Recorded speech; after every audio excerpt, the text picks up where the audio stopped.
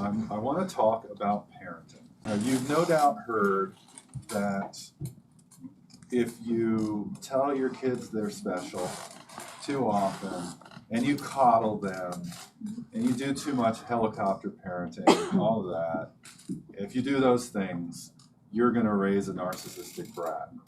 And you probably even saw the research that came out recently, a longitudinal study that claimed that overpraise causes narcissism in children.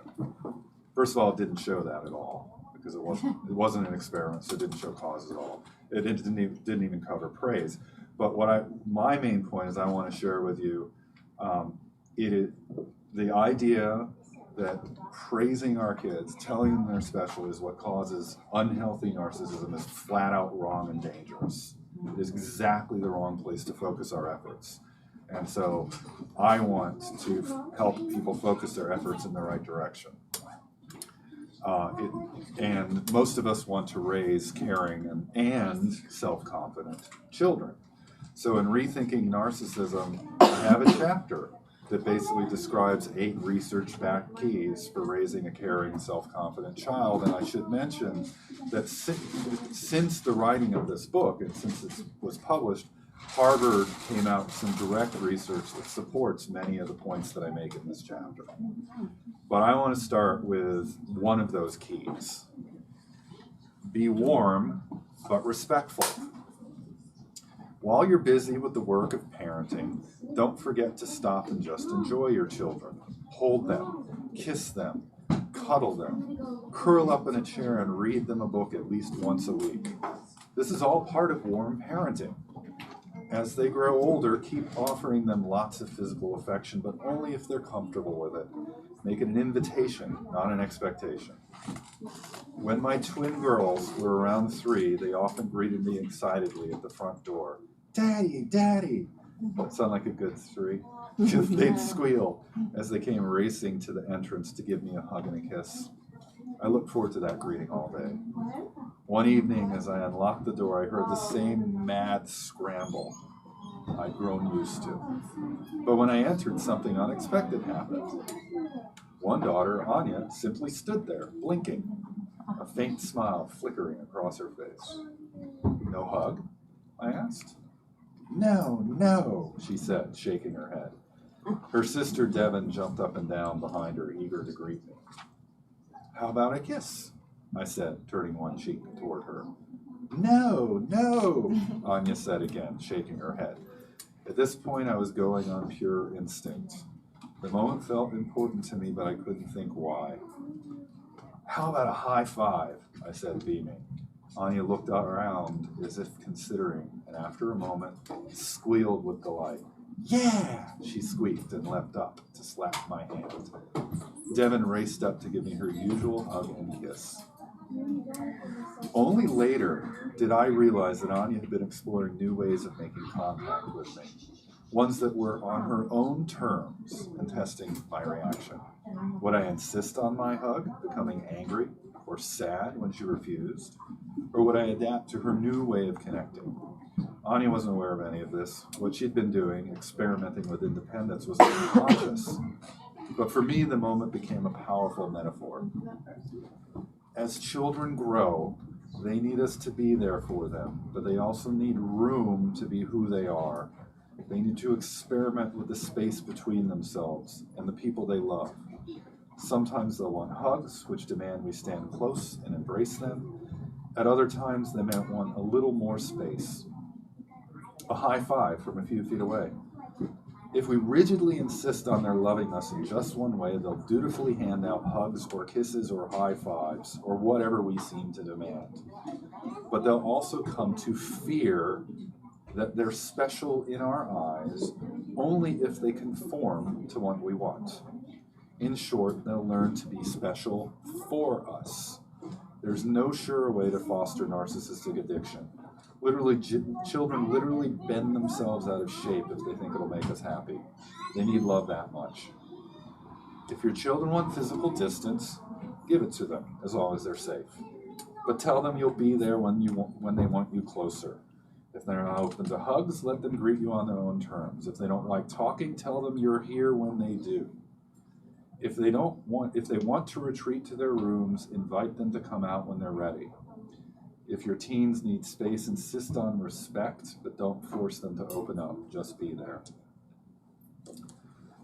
I picked that passage not just because it was such a powerful personal moment for me, but because I think it illustrates so well the real problems that drive people to become extremely narcissistic and unhealthy narcissism. And that is a lack of security in a relationship. We talked about this earlier, but if you're raised with an extremely narcissistic parent, they certainly do insist on things, you being a certain way. Extremely narcissistic parents, their problem isn't they praise their kids. They may or may not overpraise their kids. Some don't. But the problem is they'll only pay attention to them when they're valedictorians or when they've done something extraordinary. They won't talk to them if they're feeling sad or scared or lonely, not in any open or vulnerable way. And that creates a sense of insecurity that then people cope with by turning to feeling special addictively instead of turning to relationships.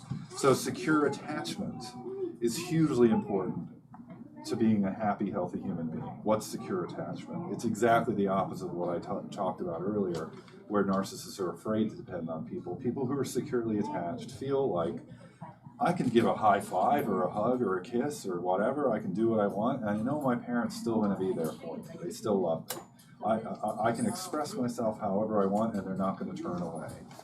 It's that feeling that if you need something, if you are afraid, if you need comfort, that you can turn to at least one special person, your parent, and later somebody that you love, a partner, and know that they're going to be there for you. That's secure attachment.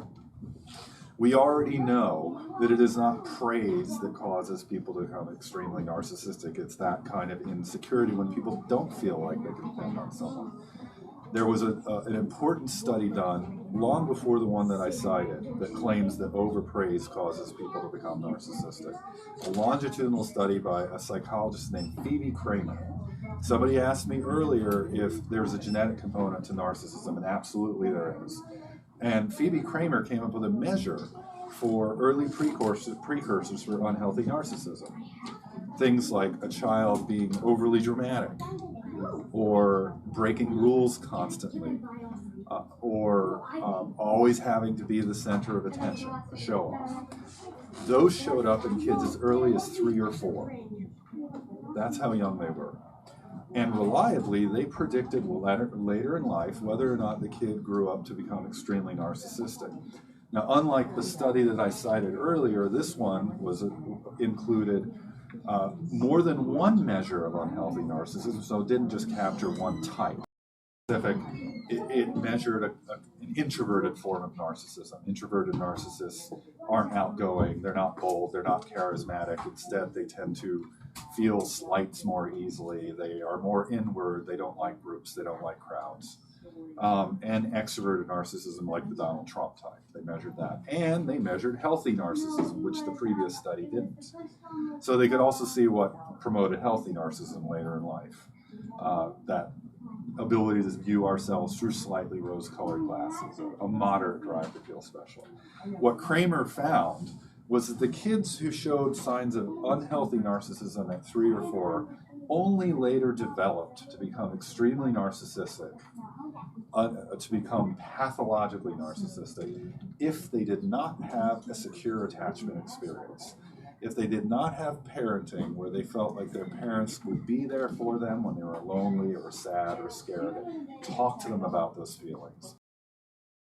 Authoritative parenting, which is a balance of responsiveness and structure, is what helps children feel more secure and later on helps them develop in the range of healthy narcissism, where again, healthy narcissism is it's not just self-esteem, it's not just self-confidence, it's a slightly unrealistic positive self-image. It's this pervasive tendency for people to see themselves as slightly special. And children who feel securely attached have that. Children who don't tend to grow up to be either extremely narcissistic or, in our research, struggle with egoism. Focus on teaching your child how to relate, how to be close to others, and open about their feelings, and you have nothing to worry about. They're not going to become narcissistic, because narcissists are insecurely attached. If your kid's securely attached, they're not going to become extremely narcissistic. Take from this is, please do not worry at all about how much you praise. Are you putting your kid on a pedestal? Go ahead and do it if you feel like doing it in the moment, but just make sure you're teaching them how to talk about their feelings. You're modeling when you feel sad or scared, putting words to it for them, and you're teaching them how to apologize. Repair work is a hugely important part of relationships. And you're responsive to their attempts to be their own person. You validate it. That is what keeps kids from becoming extremely narcissistic.